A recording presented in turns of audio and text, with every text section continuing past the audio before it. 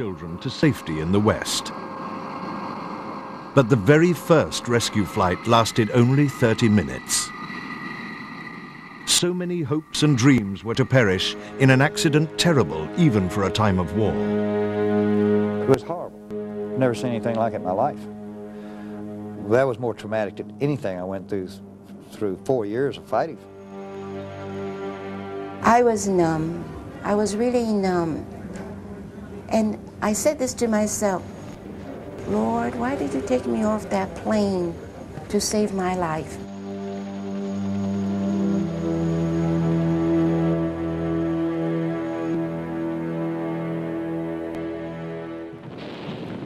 By April 1975, the precarious independence of South Vietnam was tottering in the face of a communist onslaught. North Vietnamese fighters were steadily advancing on Saigon.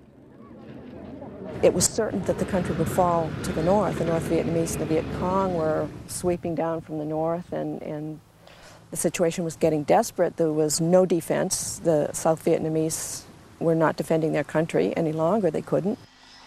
American troops had withdrawn, leaving behind only military advisors and administrators. Well, we were in a state of play which had caused us to begin in March to start evacuating people. The North Vietnamese were probably in MR3, Military Region 3, which was reasonably close to Saigon, but were being held.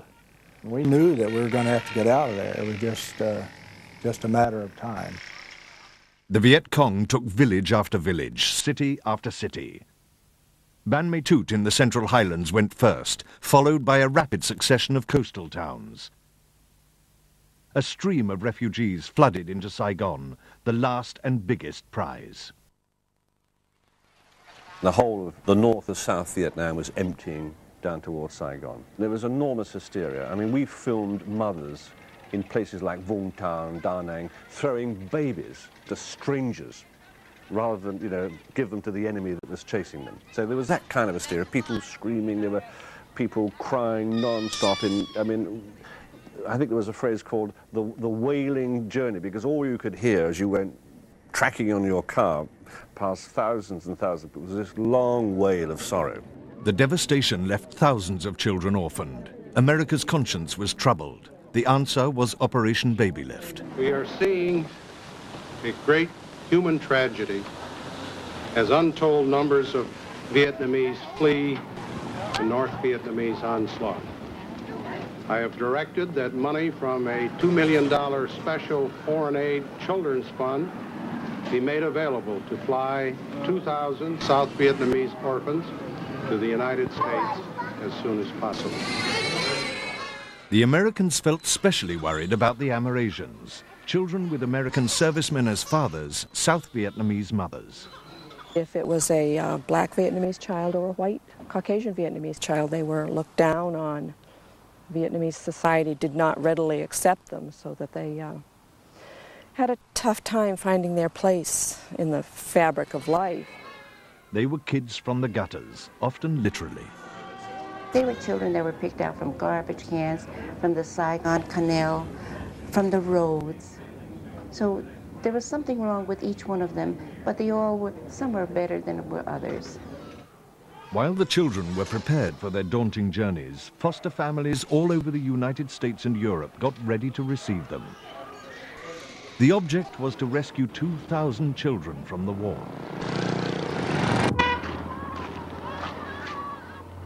Phuong, later named Christian, came from a village near Da Nang. His story is typical of the GI children. I remember coming back from class one day, and they just whisked us up into our rooms and changed, gave us a change of clothing. And I remember the nurses running around and getting all of our stuff. We didn't have time to pack anything. I remember being concerned about whether my brother was going to be with me or not, or if he was going to be left behind. And then the nurses took us downstairs and brought us out to the buses. And then we were taken right to the airport very quickly.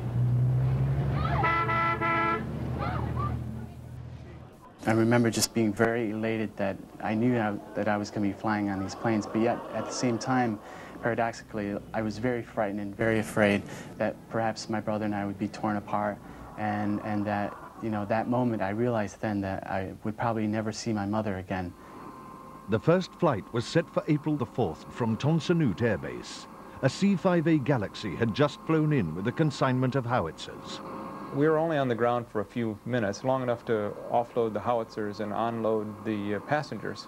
It was fortunate that the orphanages were not ready for us yet, and so instead of having 1,000 people get on the airplane, we ended up with about a little over 300 people, which was a significant number, but not nearly as many as could have been on the airplane. Regina Arney was head of the medical team put on board for this new and unusual mission. We decided that we would start with putting as many as we could in the troop compartment upstairs, and any of the children that we couldn't fit up there we would put down here very far forward in the aircraft. And what we did is put blankets and pillows on the floor, and we used cargo tie-down straps and litter straps, and we grouped all the children, several children with each individual woman or adult that was agreeing to come or accompany the children. Some of the older children, we sat along the sides of the plane on these little ledges or catwalks, and we put blankets and pillows there, and then we used the cargo tie-down straps and secured them that way. These were children leaving their country, going off into the unknown, to parents they'd never met, to strangers who had never seen them. It was sad, but they were expectant faces and bewildered faces. If you can imagine a huge aircraft this size, as far as you could see, with little teeny faces not knowing what on earth was going on or where they were going. They were just kids, you know. Some kids are fussy, some kids are excited, and some kids were chatting with each other.